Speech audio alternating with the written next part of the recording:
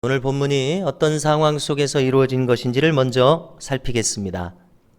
세례 요한의 모친인 이 엘리사벳, 그리고 주님의 모친인 마리아는 친척이었습니다.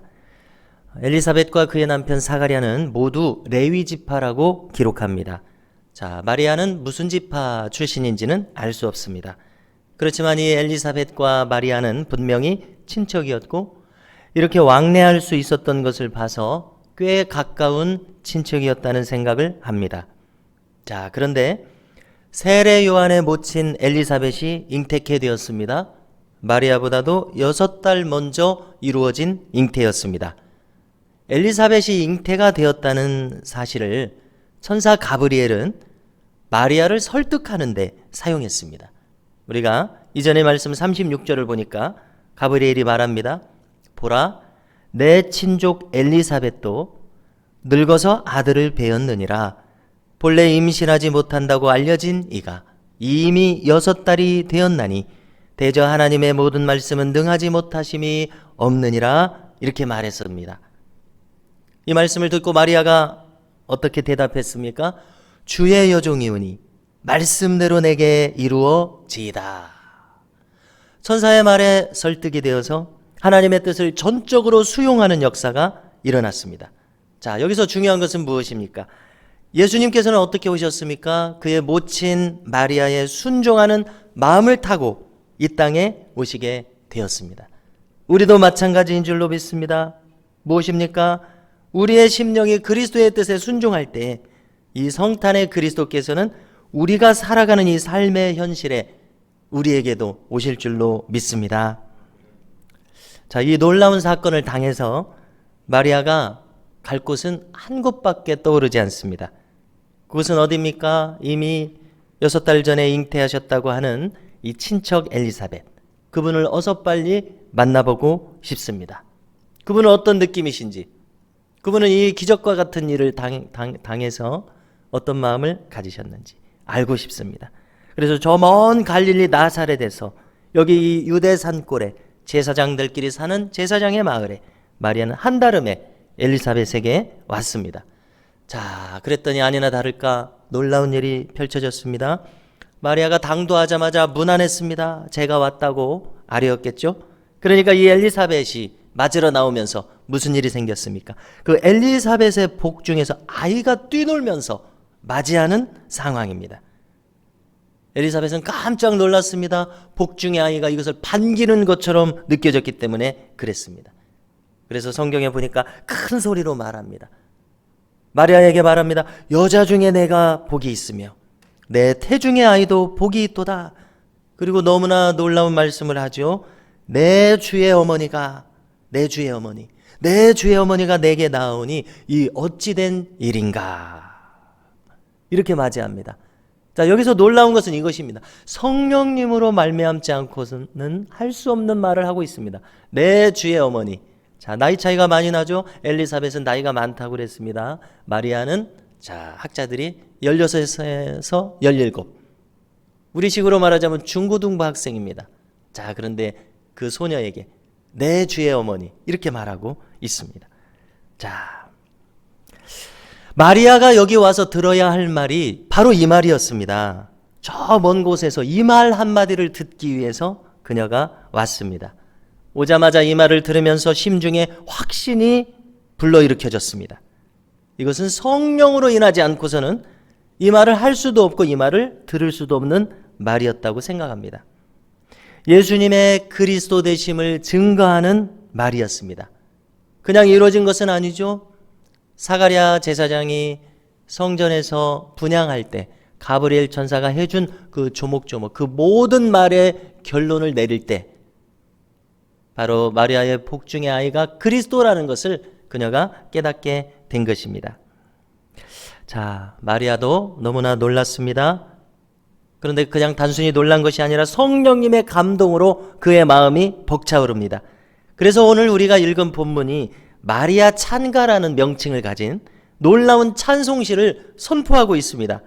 자, 이 본문을 우리보다도 신앙을 먼저 가졌던 저 서구 사회에서, 서구 교회에서는 라틴어를 많이 사용했으니까 이 대목을 마그니피카트 이렇게 불렀습니다. 자, 무슨 뜻입니까? 크게 한다는 뜻이고 새겨서 들으면 찬송한다는 뜻입니다. 이 마그니피카트라는 말에서 그대로 영어 단어 매그니파이가 나왔습니다. 자, 이것은 말 그대로 찬송한다, 크게 한다, 높인다 이런 뜻입니다.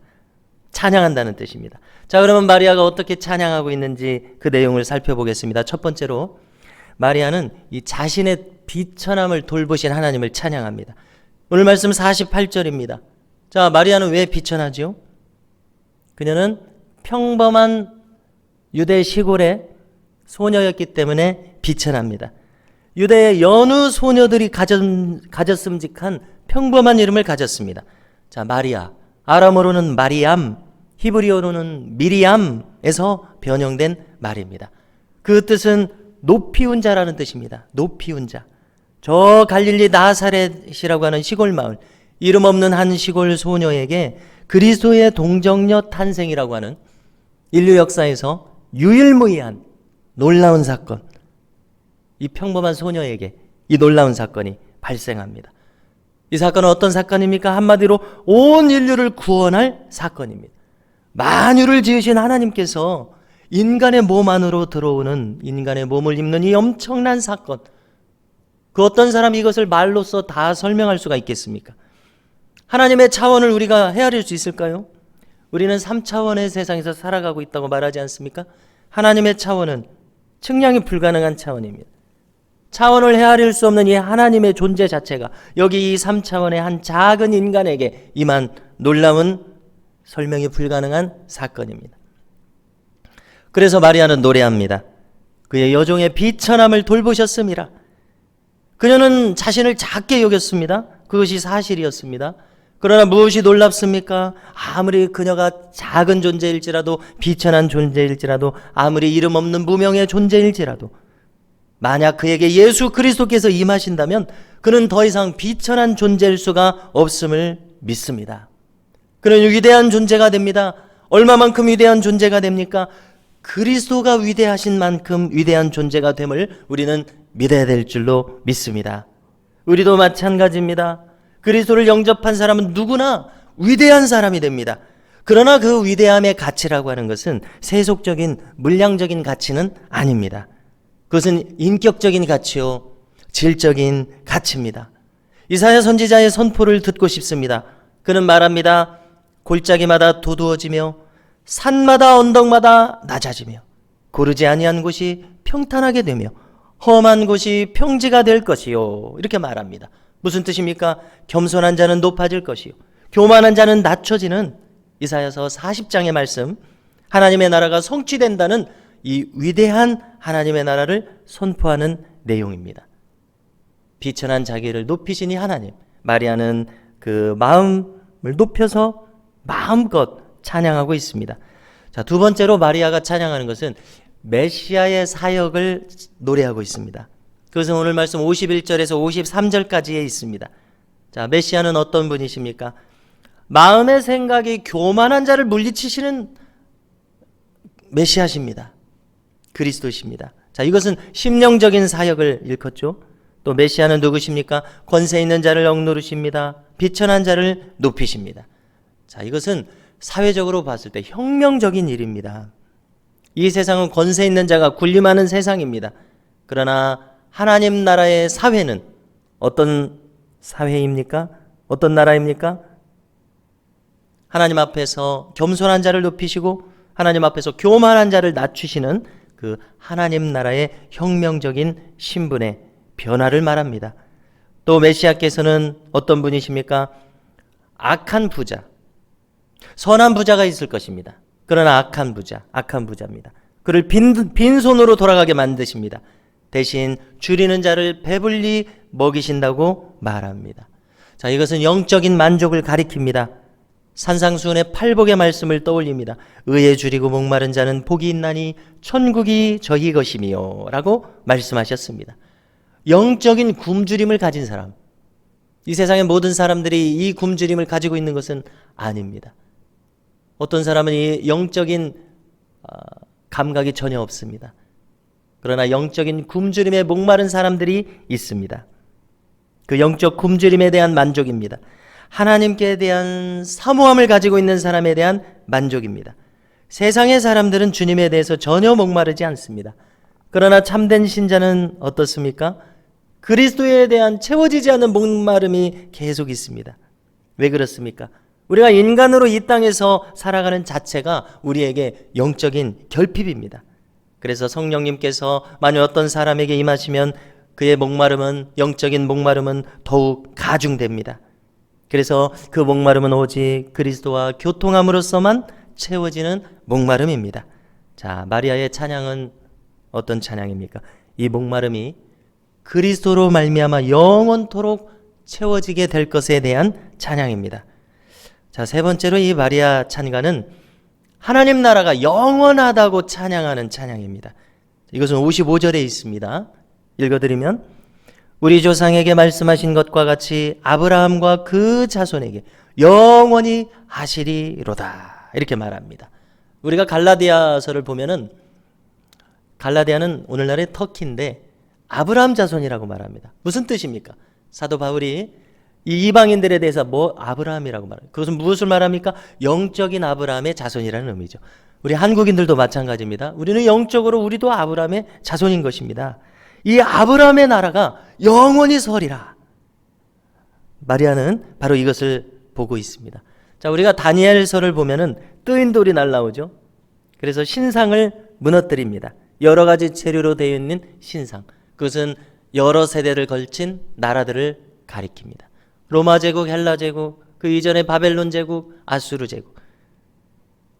그렇게 강성한 나라들, 제국을 이뤄서 주변의 모든 나라를 다스리는 그 나라들, 영원할 것 같지만 몇십 년, 100년, 200년 안에 망하는 그런 나라들. 뜨인 돌이신 예수 그리스도께서 오셔서 그 나라들을 침해 그 나라가 다 흩어져 버리는, 그리고 대신 영원한 그리스도의 나라를 세우시는 그 장면을 다니엘이 봤습니다. 오늘 마리아도 다니엘이 봤던 이 장면처럼 그리스도의 나라가 영원할 것이다. 그래서 그의 마음이 벅차오르고 있습니다. 성도 여러분, 오늘 우리도 이 마리아의 찬가의 마리아의 마음처럼 우리도 영원한 그리스도의 나라를 볼 수 있기를 바랍니다. 그것을 확실하고 분명히 봄으로 말미암아 우리도 마리아가 기뻐하는 것처럼 하나님께서 주시는 기쁨이 오늘도 우리 심령 안에서 충만하고 넘치기를 간절히 소망합니다. 여러분, 이 영원한 존재가 있다는 것, 영원한 가치가 있다는 것을 깨닫는다면 우리가 택할 길은 분명하지 않습니까? 영원하신 하나님 나라를 택하고 그 나라의 역사를 이루기 위해서 힘쓰는 길을 택하는 것이 마땅하지 않습니까? 만약에 이 사실을 알고도 주저한다면 참으로 어리석은 일이 될 것입니다. 하나님 나라의 비밀을 안 마리아, 어찌 찬양하지 않겠습니까? 이 땅에서 발을 디디고 살아가는 우리 모두도 이것을 깨닫고 우리 나름의 마그니피카트, 우리 나름의 하나님 찬양을 벅찬 가슴으로 올려드릴 수 있는 이 하루가 될 수 있기를 간절히 소망합니다.